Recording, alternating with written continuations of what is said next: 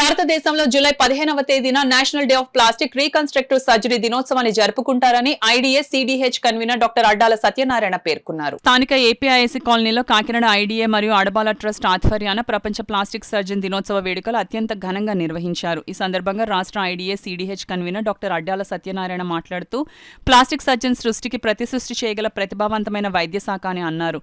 Plastic surgeon doctor Shri సత్య సుధా రాజ్ కుమార్ మాట్లాడుతూ మన శరీర ఆకృతి కానీ ముఖమాకృతి కానీ సరిగా లేని చోట ప్లాస్టిక్ సర్జరీ ద్వారా మనము కావలసిన విధంగా చేసుకోవచ్చునని, అలాగే శరీరంలో అధిక కొవ్వు పేరుకుపోయిన చోట లైపో సర్జరీ ద్వారా అందంగా చేసుకోవచ్చని, అలాగే కాలిన గాయాల ద్వారా ఏర్పడిన మచ్చలను కూడా ఈ విధానం ద్వారా కనబడకుండా చేయవచ్చునని అన్నారు.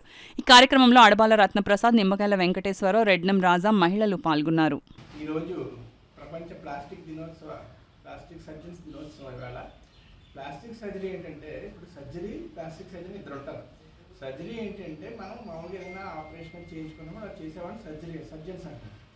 అదే సర్జరీని అసలు మీకు ఈ కోత కానీ ఈ ఘాటు కానీ లేకుండా మరింత అందంగా తయారు చేసేవాళ్ళు ప్లాస్టిక్ సర్జరీ అంటారు. ఈ ప్లాస్టిక్ సర్జరీ ఏంటంటే మీరు ఇప్పుడు చాలా సినిమాల్లో చూసుంటారు. మన ముఖం ఒకవేళ మన ఫేస్ మనకు నచ్చలేదు అనుకోండి, అది మళ్ళీ మార్చేసుకోవచ్చు. అంటే వాళ్ళు ప్రతిసృష్టి చేయగల సమర్థులు వాళ్ళు. ప్లాస్టిక్ సర్జరీ మీద ఈవేళ డాక్టర్ సుధా గారు మీకు కొన్ని విషయాలు చెప్తారు. ఇది ఒక ఎత్తు అయితే మిగతావి కూడా చాలా ఇబ్బందుల్ని పెట్టే బాధలు ఉంటాయి.